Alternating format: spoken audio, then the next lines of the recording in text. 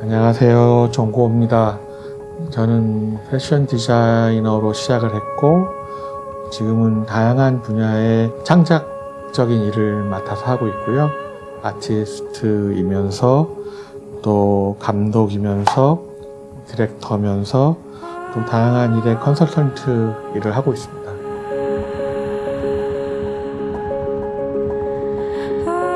사실 처음 의뢰가 왔을 때 사실 뭐 기쁘기도 기뻤지만 굉장히 고민이 많았어요.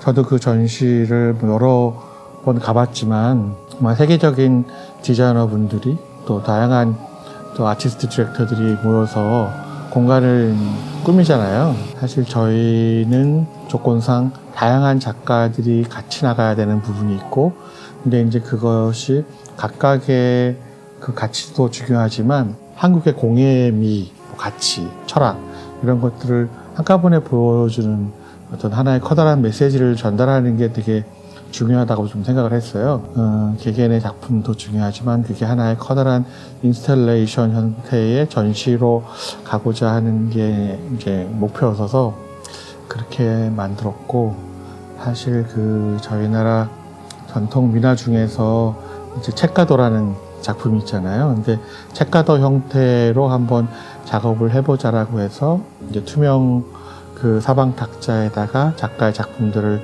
편안하게 진열해 놓는 그런 방식을 채택을 했는데, 사실 저희 나라 책가도 자체가 이태리의 스틸라이프 페인팅에서 영향을 받은 페인팅이에요.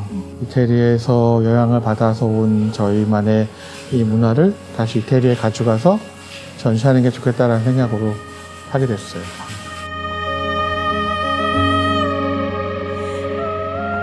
작가의 작품에 집중을 하던 거를 작품과 어떤 전체적인 설치에 대한 것들을 보시고 약간 한국이 추구하는 미학적인 부분에 관심을 되게 많이 가지시더라고요. 뭐 이런 건 무엇이냐, 이런 묵묵의 의미는 무엇이냐 등등의 얘기도 있었고, 공예의 스킬도 되게 중요하지만 한국이 갖고 있는 미의 철학에 대해서 얘기하시는 분들도 꽤 많았어요. 네.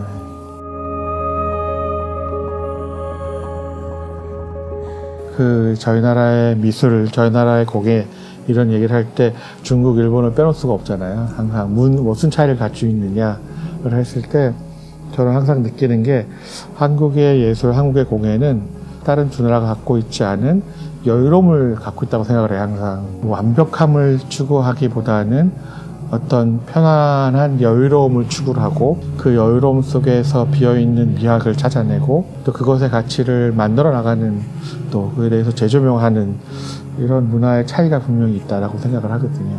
중국은 화려함의 스킬이 보여진다고 하면 일본은 최고로 완성 높은 무언가를 또 추구하고, 저희는 그것보다는 자연에서 얻어지는 자유로움, 그 과정에서 만들어지는 자유로운 형태를 받아들여서 그것만의 가치를 인정하는 그런 문화라고 생각을 해요.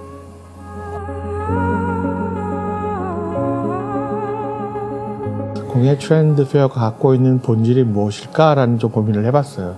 나라의 지원금을 가지고 사실은 제일 중요한 거는 좋은 작가들을 찾아내고 그들에게 전시의 기회를 만들고 그들의 작품들을 널리 알리고 하는 그런 홍보의 자리의 목표가 가장 크지 않을까라는 생각을 해서 그걸 통해서 또 이제 공예의 발전도 가고, 예전에는 주제관 이렇게 해서 커다란 이제 주제에 맞는 집을 짓고 가상의 집을 공간을 짓고 그 안에 이제 작가를 선정해서 배치하고 하는 이런 방법을 선택했는데, 그거보다는 그냥 이번에는 작가들의 쇼케이스 형태의 전시를 하면 어떨까 생각을 좀 했어요. 그래서 최대한의 많은 작가분들을 좀 섭외해보면 어떨까. 그리고 그 작가분들은 인간문화재 선생님부터 완전히 젊은 신인 작가들, 하지만 그들의 작품은 다양한 공연을 하시는 분께 또 새로운 제안과 아이디어와 영감을 줄 수 있는, 공예의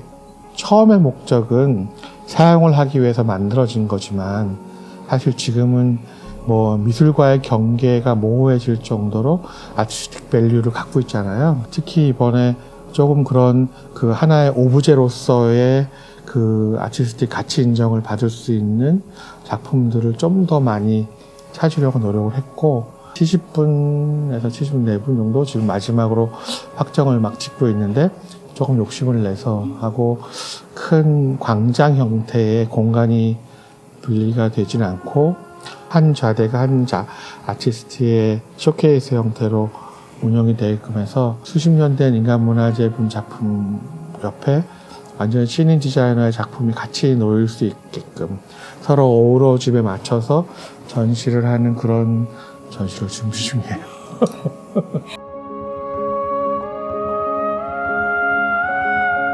사실 저는 되게 운이 좋게 순차적으로 이렇게 진화를 해왔어요. 지난 20년 넘는 시간 동안에 제가 이제 패션을 하면서 어떤 기회가 왔을 때 이제 그 기회를 가지고 이제 일을 했고 그 해놓은 일을 보시고 또 계속해서 일이 이제 연결이 돼서 지금의 모습이 됐는데 사실 저는 그 일을 택할 때의 기준은 딱 하나예요. 제가 속하지 않은 장르에서 일을 하는 건데 그 장르에서 일을 하면서 그 장르에게 어떤 좋은 경험을 주거나 좋은 영감을 주거나 좋은 결과물을 통해서 그들에게 뭐 좋은 영향을 줄 수 있는 일이겠다라는 생각이 들면 하고 사실 그렇지 않으면은 하지 않은 편이에요. 각 장르마다 그 장르의 전문가분들이 계시긴 하지만 이제 그 틀 안에 있다 보면 이제 보지 못했던 또 의외성에 대한 부분의 어떤 그 두려움도 있잖아요. 외부 장르 분들이 같이 콜라보를 할 때는 사실 그런 그 바운드리가 없이 틀이 없이 일을 하니까 시도하지 않았던 부분을 과감하게 시도할 수도 있고 하는 그런 차이점도 있다고 생각을 하거든요. 그래서 그렇게 하면서 계속 일을 해왔고 사실 일하는 방법은 다 똑같다고 생각해요. 창작의 일을 하는 방법은 그 컨셉을 만들고 그 컨셉을 완성하기까지 다양한 사람들과 협업을 통해서 진행을 하잖아요. 혼자 할 수 있는 일은 없잖아요. 그래서 그 과정에서의 이해시킴과 또 동의를 얻고 또 참여시키고 하는 그런 과정들이 너무 중요하다고 생각하고 다양한 일을 하는 과정 속에서 사람들과의 대화라든지 협업에 대해서 굉장히 많이 배우고 알게 됐어요. 제가 생각하는 그 가치를 어느 장르에 가던 이제 똑같이 활용하면서 작업을 하고 있어요.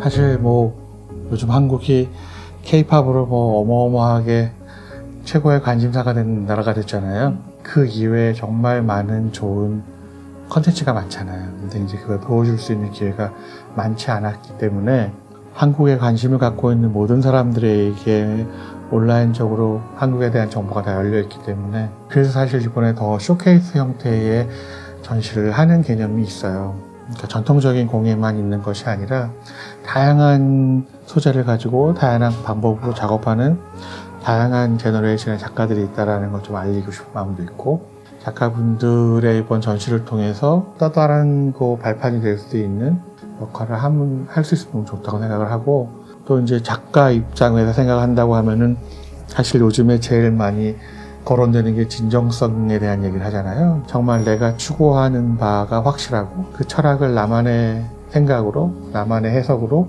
풀어내는 작업을 정말 얼만큼 진지하게 해내느냐가 그 사람의 이제 캐릭터와 컨셉을 잡아주는 거잖아요. 그 컨셉이 또렷하고 또 새롭고 독창적일수록 관심을 많이 갖게 되는 건 다양하니까 그런 진정성 있는 작업들로 앞으로 접근을 하시면 훨씬 더 좋은 결과가 나오지 않을까 생각을 해요.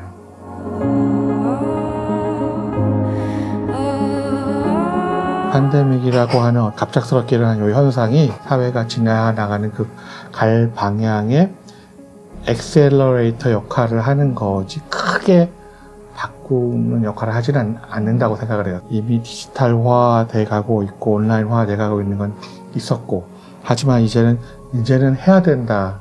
무조건 할 수밖에 없는 상황으로 이제 팬데믹을 통해서 이제 더 만들어진 거고 사실 저는 생긴 거와 달리 기계를 좋아해요. 약간 얼리 어답터 기질이 있어서 예전부터 모든 걸 온라인으로 하려고 노력했던 것들, 쇼핑도 온라인으로 하려고 했던 노력들이 좀 예전부터 있었어서 자연스럽게 제 생활이 온라인화되는 과정들을 편안하게 겪을 수 있었고요.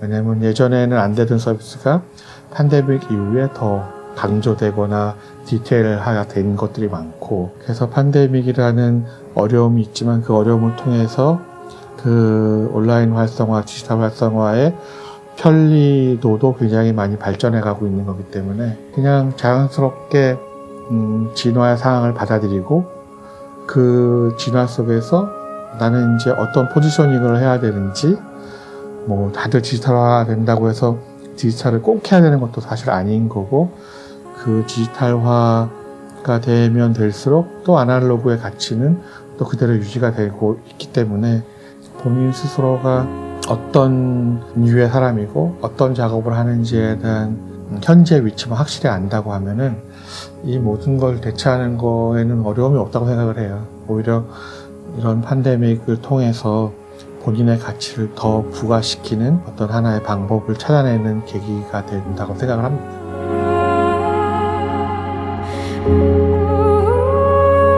저는 사실은 창작하는 걸 너무 좋아해요. 그래서 지금껏 사업에 대한 관심보다는 그러니까 창작적인 관심으로 계속 일을 해왔어요. 사실은 사업에 대한 제안도 많이 받았지만 그보다는 저는 창작이 더 재밌기 때문에, 그리고 제가 잘할 수 있는 거 창작이라고 생각을 하고, 항상 그 창작이라는 범위 내에서 저는 항상 오픈되어 있어요.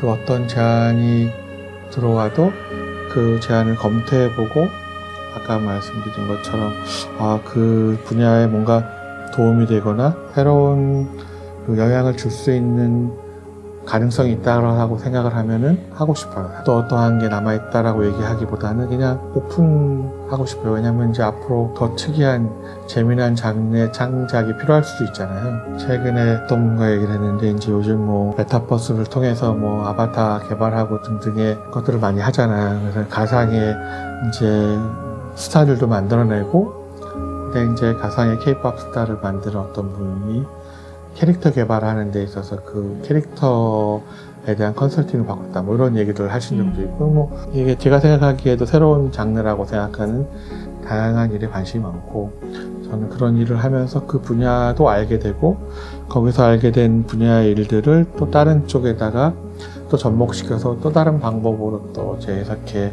작업하기도 하고 해서,